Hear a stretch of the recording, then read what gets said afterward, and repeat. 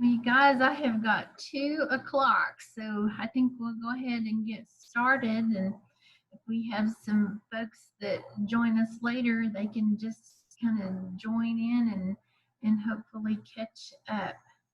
So, is there anything going on we need to talk about, guys? Think of anything? So just a friendly reminder that the end of the 9 weeks is gonna be here pretty soon. This Friday is the last day we will be accepting work for this 9 weeks. So if you have any outstanding assignments, please, please, please, let's get those in because we want to have some good grades on our 9 weeks report, okay? Let's see, we'll have fall break. It will be the 15th and 16th. So a week from Thursday and Friday, we'll have a couple of days off, which will be, I know, really pleasant for everybody. Does anybody have any big fall break plans? It's kind of hard to do very much with COVID. I guess everybody will just stay home, huh? But I guess that's not too bad. We all kind of like being home too, maybe. I want to go to Branson. What, honey? I want to go to Branson. You want to go to Branson? Me too. Let's go. I guess everybody can wear their masks and social distance, and I don't know. Yeah. We need to have a little fun once in a while, don't we? Yeah. Okay. Well, today we're going to be starting. We have a message from Cindy on Dad's computer. I can just see your name, Cindy. But I know that you're here, so I can't hear you, but I saw your chat, so that is good. So you can, if you need to ask something, just type in there, and I will try to answer your questions. Okay. So hey, Jamari, how are you today, hon? Pretty good, Miss P. How are you? Fine, thanks. All right, we're going to be talking about chapter 18 today. So I'm going to share my screen. I'm kind of excited about this one because this is all about cooking. And so we're going to start the first one. I've got two different slideshows for you. And this one is dry heat cooking with fat. Okay. And then the other one is dry heat cooking without fat. And so I think we can come up with lots of yummy things to make either way. All right. So let's start talking about this. This one is the kind of an intro to what we'll be talking about, the methods of cooking that use fat. Dry heat with fat would be sauteing. You guys have heard of sauteing before, haven't you? Yeah, and we're gonna talk about that one. And then we're going to talk about stir fry. And actually, this coming lesson here, the next time you're at school, we are going to be making Polynesian fried rice, which is a stir fry. Yes, right? And then we're going to do pan frying and deep frying. We'll be talking about those. So, but the deal with dry heat cooking with fat is it's quick, high heat. Okay, we're doing it usually on the stove top, and it's small, tender portions of whatever it is that we're cooking, and they're kind of bite-sized pieces. So if you think about stir fry, for instance, it's all small pieces of meat and small pieces of veggie, right? And then it's stir fried pretty quickly. The word saute is a French word. Does anybody know what saute means in French? No, it means to move quickly. And if you think about the way we saute things, if you think about maybe like those onions that we cooked in the pan whenever we made soup the other day, we put those in the pan and we moved them around pretty fast. And so that's saute. And the same deal with stir fry. Whenever you ever watched somebody do a stir fry before? So I put an interesting video on Moodle this time. There's a really nice kind of an Asian fusion kind of restaurant called P.F. Chang's, and they had a walk demonstration out on YouTube. So I stuck the link in your Moodle this week because I thought you might have a fun time watching the process of that. One time I took a group of students up there we had done something in Tulsa, but I took them to P.F. Chang's to eat, and we got to tour the kitchen. And my goodness, back there where all the woks are, there's probably 6 or 8 all in a row, and it just sounds like jet engines roaring back there from the gas coming up that they're cooking with the wok, and it was so cool to get to watch. But anyway, there's a video on there, and you can find the link on Moodle. So I hope you get on there and watch it because I think it's a pretty fun one. But like I said, we're going to do our version of a stir fry. It probably won't be quite as fantastic as the video will be, with the loud noises and all of the clanging and the fire blazing and all of that. But we'll have a good time. Okay.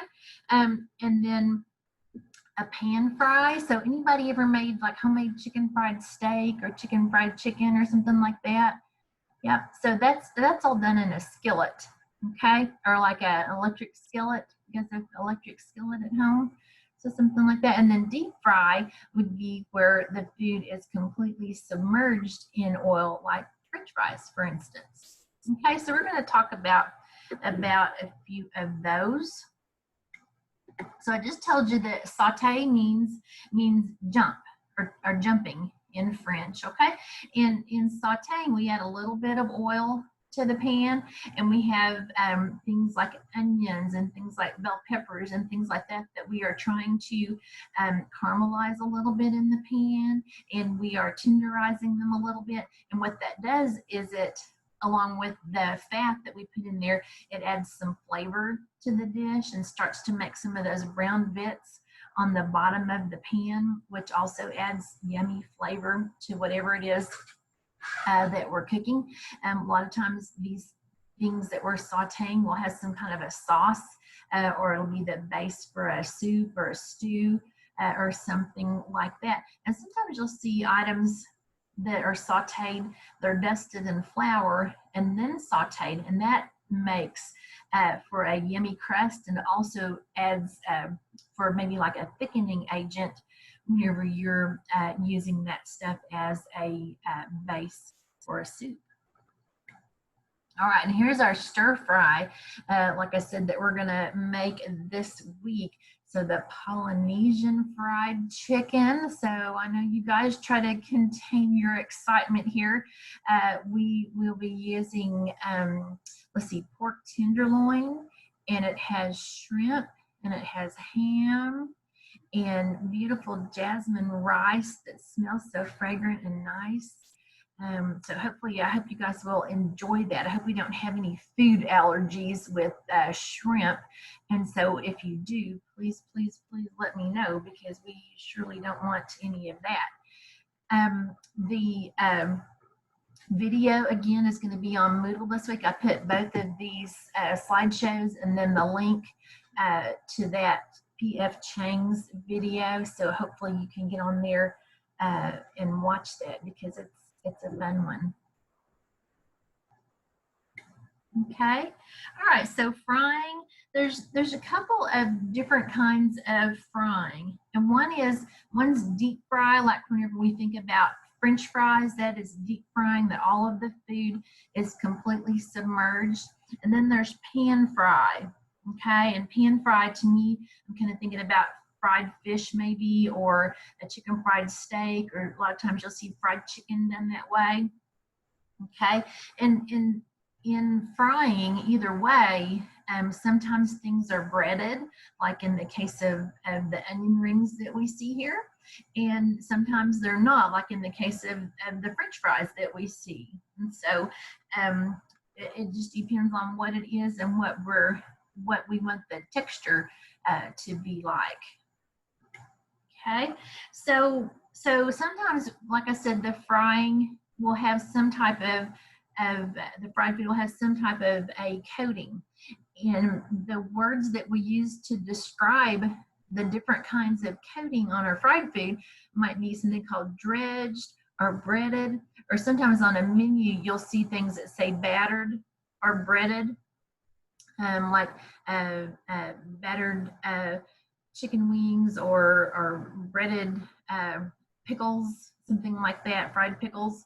The breading can be as simple as just a little bit of flour, or it could be some combination of cracker crumbs or breadcrumbs or seasonings or, gosh, lots of different kinds of things. And then the actual product is dipped in milk or some type of a liquid that makes that dry stuff stick to whatever it is that you're breading. But there's lots and lots of different formulas for things that are breaded. And just like for instance, Kentucky Fried Chicken, some of it is a secret recipe, and some of it has lots of different other herbs and spices added in to make it taste nice. Okay, and then here's pan frying, and sometimes you'll see it with chicken cutlets. Sometimes, like I said, you might see it with fish, but again, it has that breading on the outside. Things that are fried with breading, or things that are even fried without breading, those have to be served really quickly. Anybody ever gotten soggy French fries before? Yeah, I know. Jamari, how do you feel about soggy French fries? Where'd he go? Oh, not on there anymore. All right. Evelyn, how do you feel about soggy French fries? Gross. Yuck, I know. I hear you. So anything that is fried, either pan fry or deep fry, really frying needs to happen as close to the time of service as possible. Another tip that we need to remember whenever we're frying food is that our oil that we're frying the food in needs to be really hot, like 350 degrees. And we'll talk about that here in a minute. So we want to hear our food sizzle whenever we put it in the oil, okay? All right, so here's our deep fry, and that sometimes is also referred to as French frying. Funny thing about that, huh? So we're kind of famous for our French fries here at school, aren't we?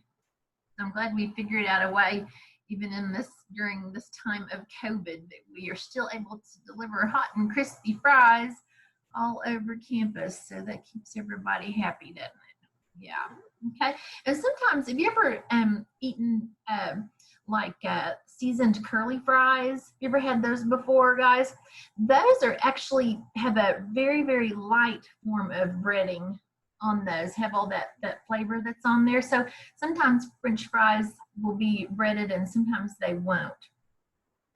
But the deal with deep frying is we are completely submerging the food in the hot oil, whereas with pan frying, it's only about maybe 2/3 submerged. Okay, so that would be something that would be different about deep frying versus pan frying.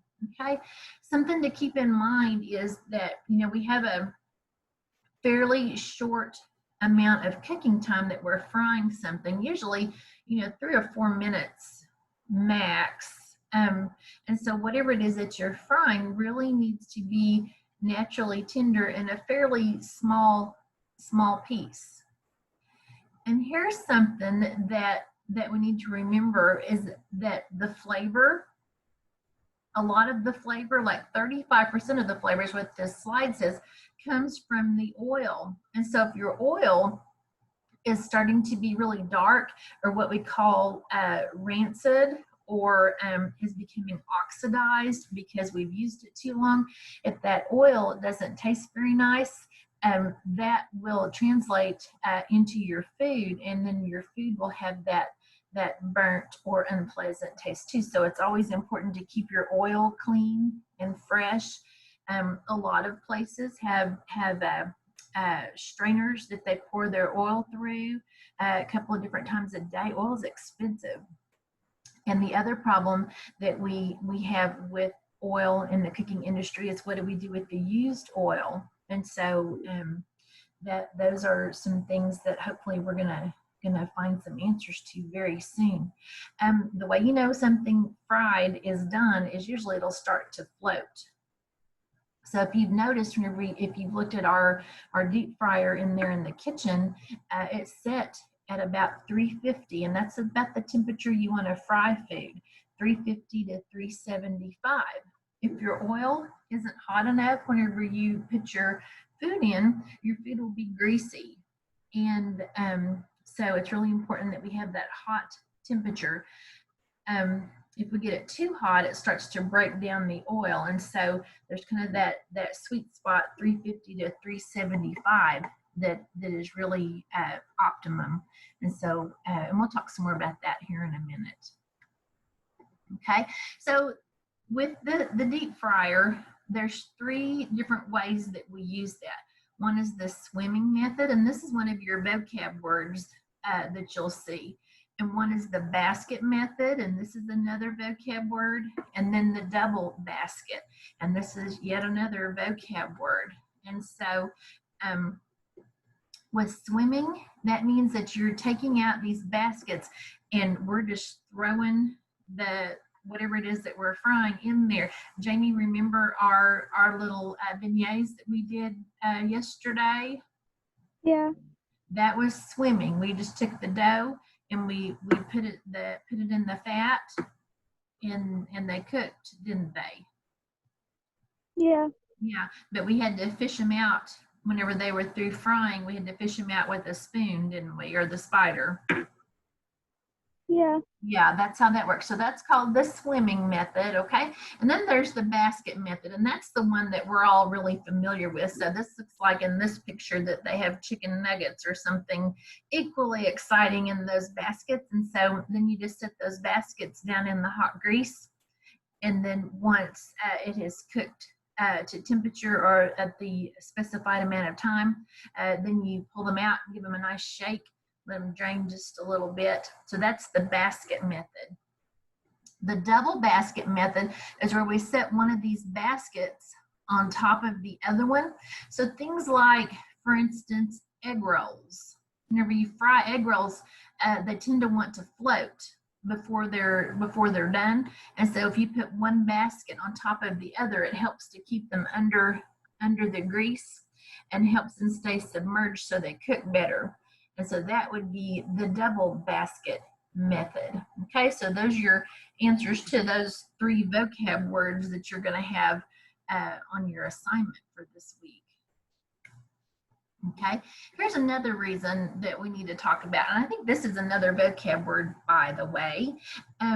Whenever we talked about that specific temperature, that sweet spot, 350 to 375 on the oil, okay, if you overfill your fryer, it's going to, with frozen French fries, it cools the oil down below 350.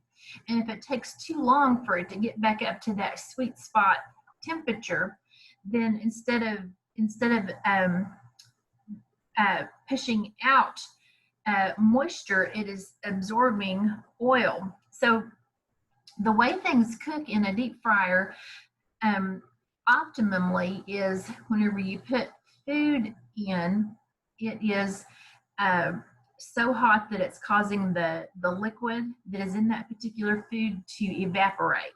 And so that's that bubbling action that you're seeing while it's in the fryer is moisture leaving that product, okay? And it's making steam, and that's what we want to happen, and it's pushing out of the food. But if your food isn't hot enough and it's not creating that steam, what it's doing is that food is acting like a sponge down in that oil, and it's soaking up the oil. And so that's why it's really important that we keep that grease at that optimum temperature. And we don't want to overfill those baskets because it causes too long of a recovery time. Because again, if we're putting frozen food in there, it's just like putting ice cubes in a room temperature drink, it's cooling that down pretty quickly. And so we just don't want that to happen to our oil. So don't overfill your baskets. Okay, smoke point. Oil is highly flammable, and this is another reason why we want to be careful with our oil. We want to make sure that we're not getting it too hot, because if we get it too hot, it will start to smoke and eventually catch on fire, and that is bad. One way that we're careful with that is obviously we're watching the temperature. The other thing that we need to be careful of is that our oil is not old or hasn't oxidized, or we haven't tried to use it too much.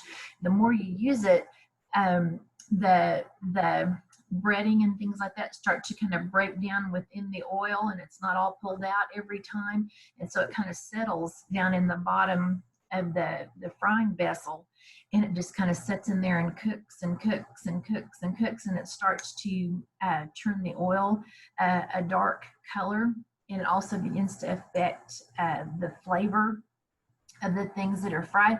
And the more and more of that stuff that is in the oil over time, really all of that causes it to be even more flammable. And so we want to make sure that we're changing that oil fairly regularly and making sure we're holding things, or cooking things rather, at the right temperature. Okay, whenever we pull things out after we're through frying them, we want them to drain just a little bit. So we have some racks that we put in the bottom of our pans to allow the oil to continue dripping. It also allows for oil circulation, or for air circulation, because we don't want to cover those up, because they'll just sit in there and steam, and then they won't remain crispy.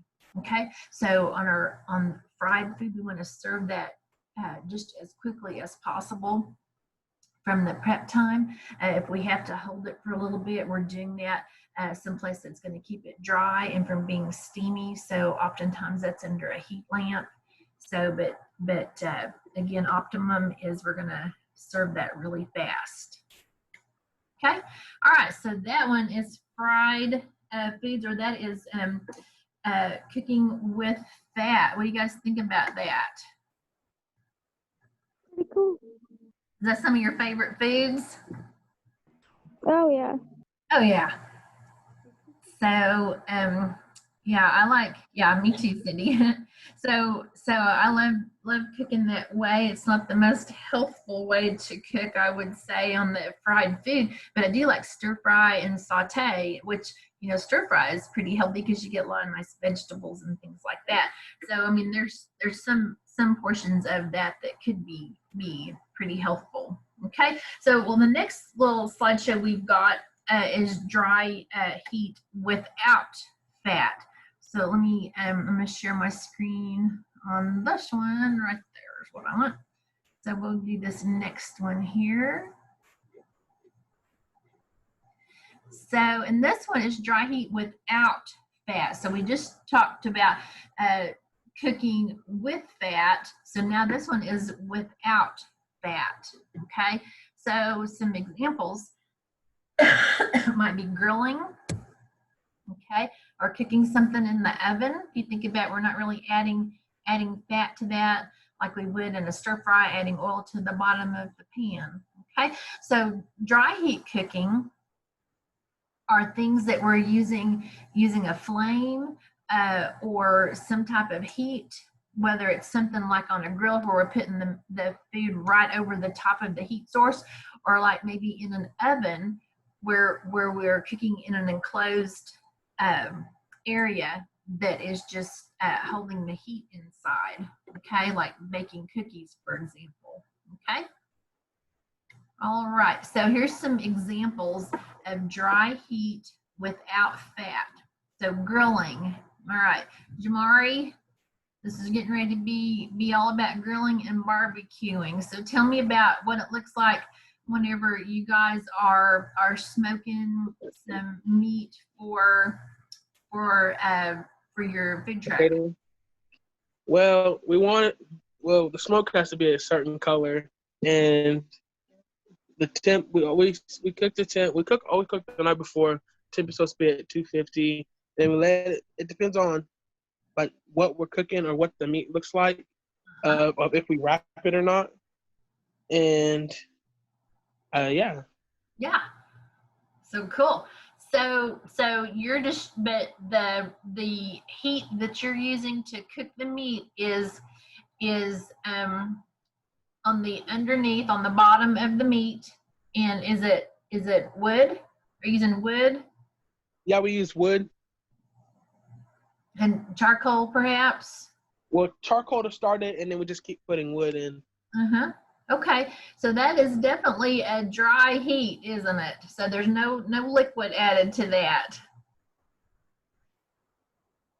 Yeah. Yeah. So barbecuing, grilling, smoking, those are all be examples of dry heat without adding fat to the meat or whatever it is that you're grilling. Okay. Thank you, Jamari. So, all right, broiling. So everybody has had, I think, a chance to use our salamander. Who remembers what I haven't. you haven't used the salamander, Jamari? No. Why not? I don't know. Okay. Well, I think just about everybody else has, haven't they? Had a chance to use the salamander when we made our toast for, let's see, what all did we used it to melt? Oh, we toasted some buns in there. And we have, for our club sandwich that we made, we toasted some toast over there. Do you guys remember that? Yeah, that's the salamander. So that is called broiling. Broiling. So if you made at home, if you make cinnamon toast for breakfast, you're using the broiler. Well, the deal with the broil is that the heat is on top instead of below, like we were just talking about. Okay, that we're not adding any fat to that. We're just using the heat from the flame to brown the bread or melt the cheese or whatever it is that we're doing in the broiler. Okay, so that's another example of dry heat without fat. A couple of others: roasting and baking. You guys ever had a roasted chicken or a roasted turkey? Yeah, well, it is getting ready to be roast turkey time. When we think about Thanksgiving. So who knows the difference between roasting and baking? That's always, you always hear those terms used. And does anybody know what the difference is?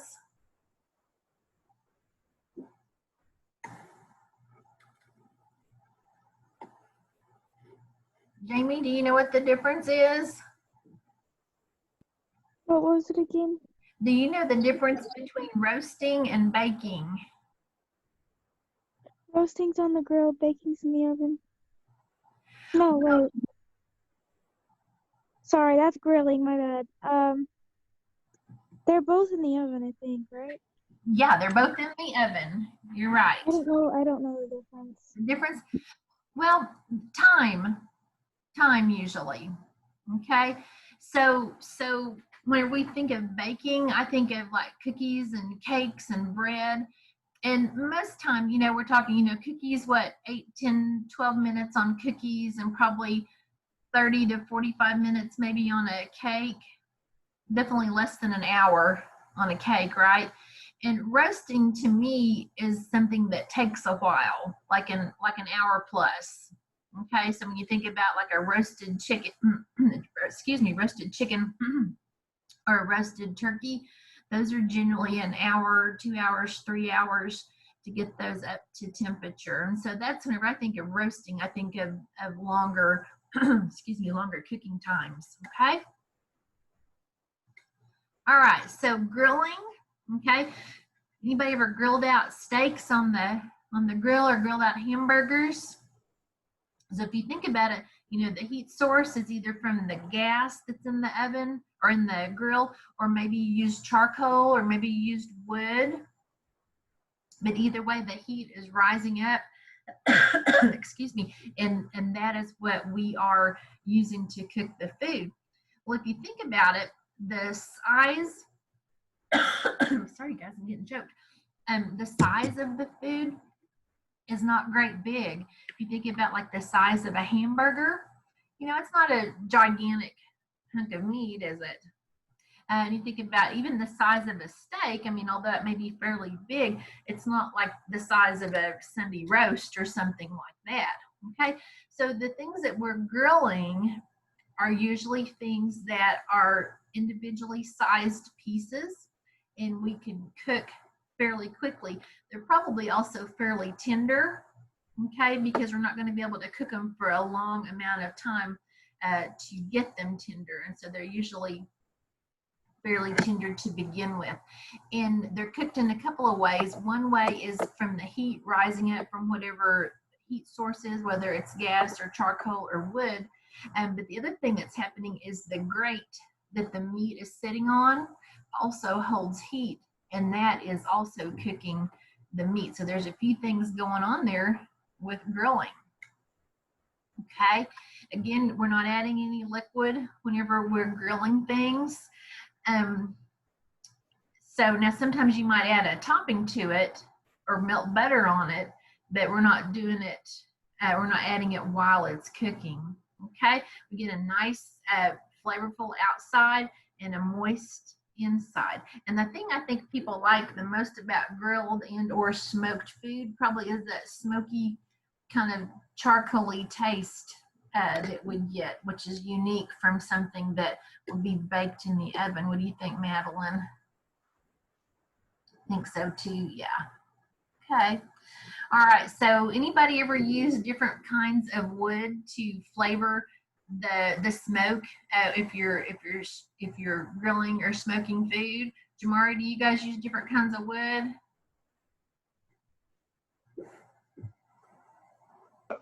Yeah, we do.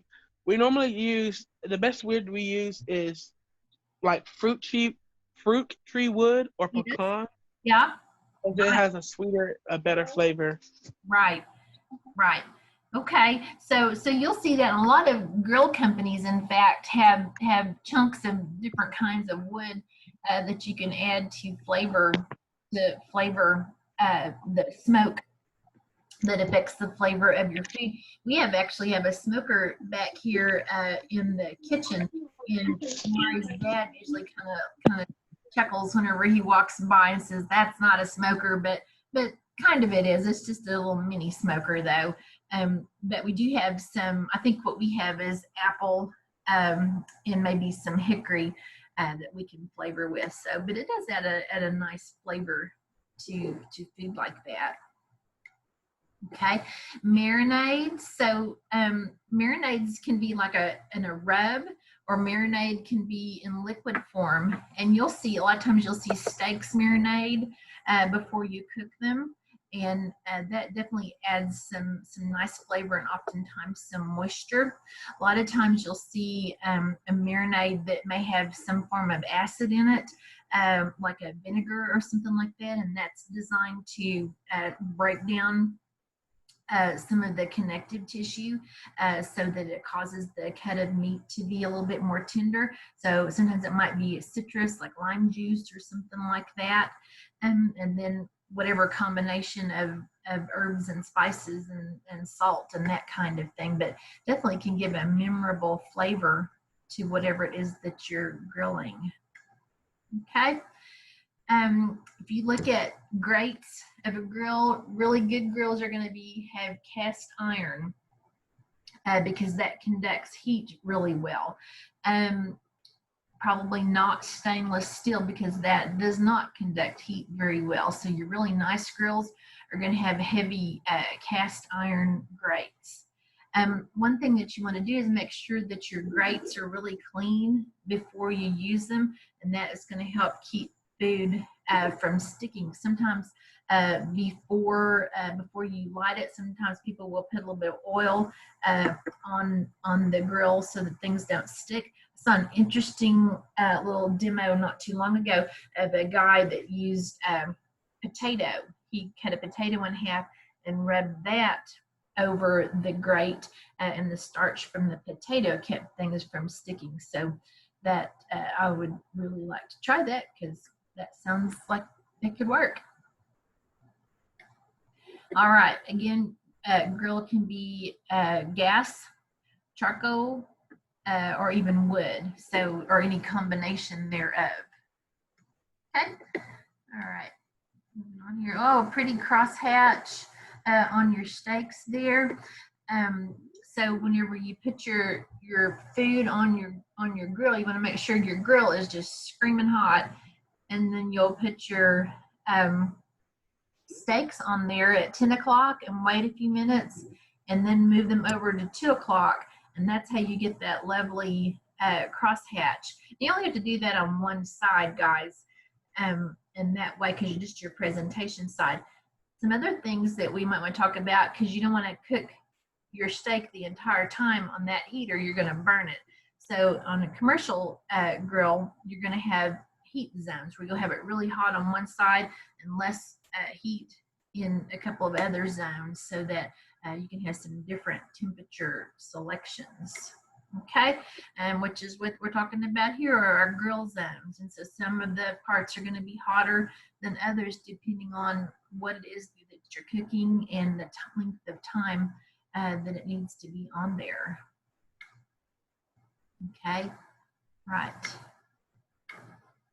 There's barbecuing, so which is kind of like grilling, except it has lots of sauce. Anybody like barbecue sauce on their grilled chicken? Makes it moist and yummy, doesn't it? Okay, when you're basting things, you're adding some pan drippings or sauce or something like that.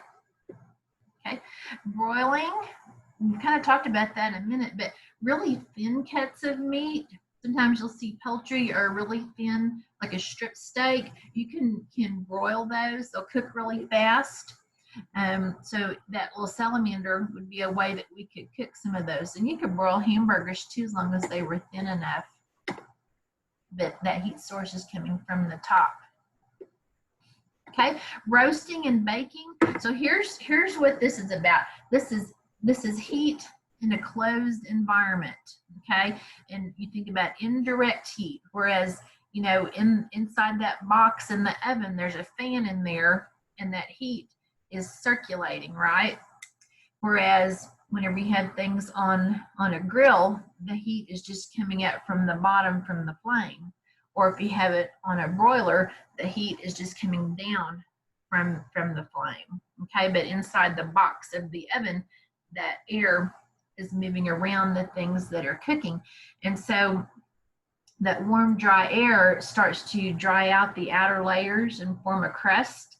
And then the inside hopefully is going to be moister as it should be, maybe in the case of a cookie or a cake or something like that. Okay. All right, so roasting is actually the oldest cooking method that we can think of. So even things like birds and different kinds of animals, before we would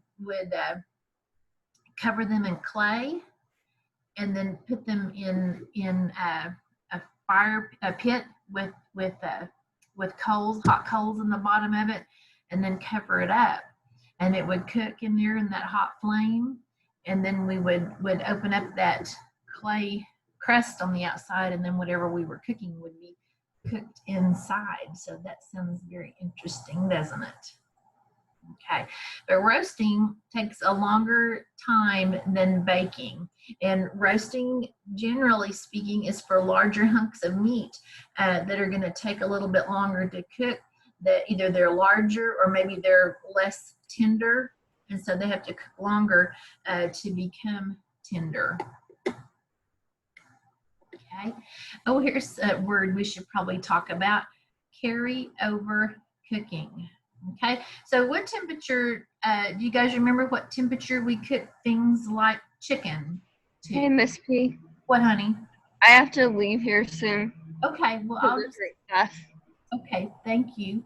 And we'll just see you when we see you, Madeline, okay? All right. So who remembers what temperature we cook chicken to? Is it 160? 165, Evelyn. Right on, girl. 165, okay? So with something called carry-over cooking, once you've had something cooking in the oven for a while, it's going to continue to cook even if we take it out of the oven, and the temperature could even rise even while it's sitting out another 10 to 15 degrees. And that's what we call carryover cooking. And so if we want to cook a chicken to 165 internal temperature, we could actually start, you know, maybe 155. It would be okay to take it out of the oven. Maybe put what we call tint it with foil, just lay a piece of foil over the top of it, and we're allowing it just to kind of rest for a little while, and then those temperature can continue to rise a little bit. The other thing that's happening is those juices that have been inside that are just boiling away have a chance to settle down and stabilize within whatever it is that we're cooking, and so it stays nice and moist. And so if we don't let it rest before we start slicing into it, all of that lovely juice will just run out, and then our food will be dry. And so it's always best to let it have a chance to rest before we slice into things. Okay, baking. So this is in the oven, again, without liquid, and we can bake either covered or uncovered. Sometimes you'll see casserole recipes, for instance, that you cover them with foil. But cookies usually, you know, they're just right on the cookie sheet. But the deal with baking is they're enclosed in that box in the oven, and then that hot air is circulating over it and removing some of that moisture and crisping them up, or drying out whatever liquid is in there, so that it becomes the texture that we're looking for. Okay, all right, so that is the end of our slideshow. So questions or ideas or anything about what we've been talking about? No? Okay, all right. Well, you guys, if you get on Moodle, I put you an assignment on there. There's a few vocab words, and then a couple of questions that are having to do with cooking with and without fat. And so, and those, of course, as usual, are going to be due on Tuesday. So you've got a little bit of time. And I told you I put that stir fry video on there too. So I hope you'll have fun looking at that. So, well, I'm gonna, that's about all I've got for you guys today. But I'm gonna hang out here. So if you have something that you'd like to talk to me about, we can talk. And otherwise, I will see you on your next designated school day, okay?